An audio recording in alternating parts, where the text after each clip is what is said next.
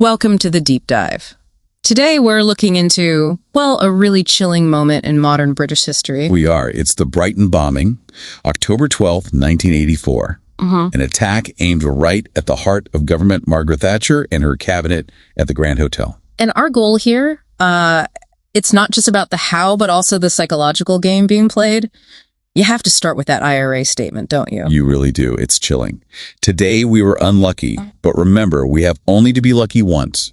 You will have to be lucky always. Wow. Even though Thatcher survived, they spin it. Exactly. It's pure psychological warfare. Tactically, yeah, maybe it failed because she lived, but that message, it reframes everything. Suddenly, it's just a temporary win for the state, and the pressure, the fear, it shifts. They're saying, we'll get you eventually. So why Thatcher? I mean, obviously the Prime Minister, but was it more specific than that? Oh, absolutely. She was a massive hate figure for Republicans. It boils down to her policy of criminalization. Her whole stance was crime is crime is crime. It is not political, it is crime. Right, stripping IRA prisoners of any political status, treating them just like ordinary criminals. Precisely. And that became ironclad during the 1981 Irish hunger strikes. Her refusal to budge an inch, you know. That led to 10 deaths. So her absolute refusal to compromise there, that directly sparked this assassination attempt. It seems so, yes. That intense political battle, the deaths, it taking her out a very personal objective for the IRA leadership. Okay, so let's shift to the mechanics. This wasn't spontaneous. It was planned for, what, at least 2 years? Minimum 2 years. Very cold, very calculated.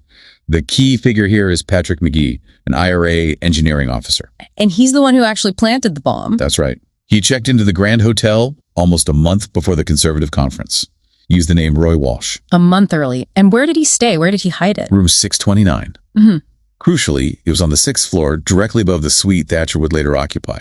He hid something like 20 to 30 pounds of gelignite, tucked it away behind a bath panel. Ingenious and terrifying. And the device itself, you mentioned sophistication.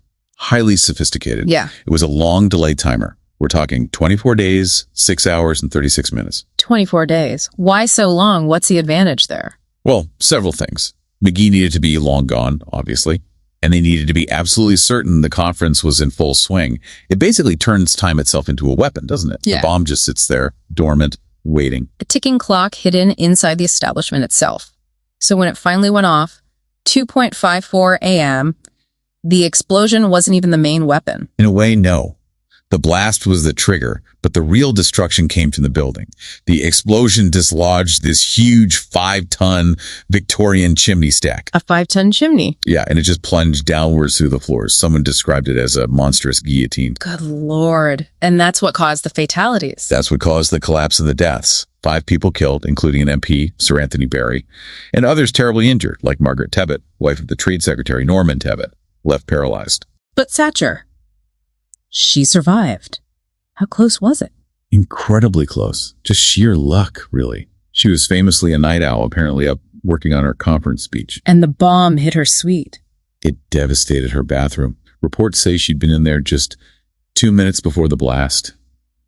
2 minutes. Pure chance. Unbelievable.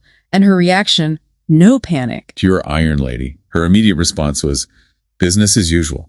Just 6.5 hours later, she's delivering her conference speech, composed, defiant. There's an irony there, though, isn't there, about that speech? Oh, a huge irony.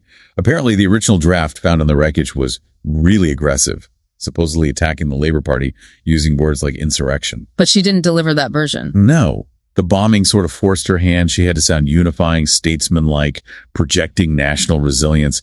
The attack actually made her speech less divisive than it might have been. So the attack backfired politically in that sense. What about the longer term? Did it change anything fundamental, like the Anglo-Irish agreement the next year? That's the big debate.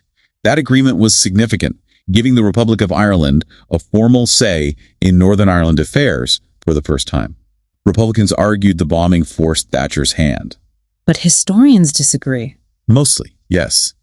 The general view is that talks were kind of already happening, maybe stalled. The bombing didn't start them, but it shattered complacency. It created this sense of urgency. So it accelerated things. Exactly. It made both sides realize the status quo was untenable. In a strange way, Thatcher and the IRA became these, well, accidental midwives to the peace process that eventually unfolded. Neither intended that outcome, of course. A really complex political legacy then, but beyond the politics, there's a powerful human story here too, isn't there? There is. It involves Patrick McGee, the bomber, and Jo Barry. She's the daughter of Sir Anthony Barry, the MP who was killed. And they met after McGee was released. Yes, McGee was released in 1999 under the Good Friday Agreement itself, a product of that long peace process. He agreed to meet Jo Barry. That must have been incredibly difficult. Unimaginably so. But their dialogue led to something quite profound. McGee apparently said that meeting her made him realize he had killed a fine human being, confronting the individual behind the political target. And they work together now. They do, through a charity called Building Bridges for Peace, promoting dialogue, understanding. Yeah. It's remarkable, really. Painful, but remarkable. It forces you to think about dehumanization and political violence. It really does. So thinking about the bombing's legacy, it definitely led to more physical security, more distance between politicians and the public. Walls went up, literally and figuratively. Yes, inevitably. But maybe the real security, the security that comes from actual peace, maybe that can only be built differently. What does that dialogue between Jo Barry and Patrick McGee tell us? Can that kind of difficult personal understanding achieve more than force ever could? That's something to think about.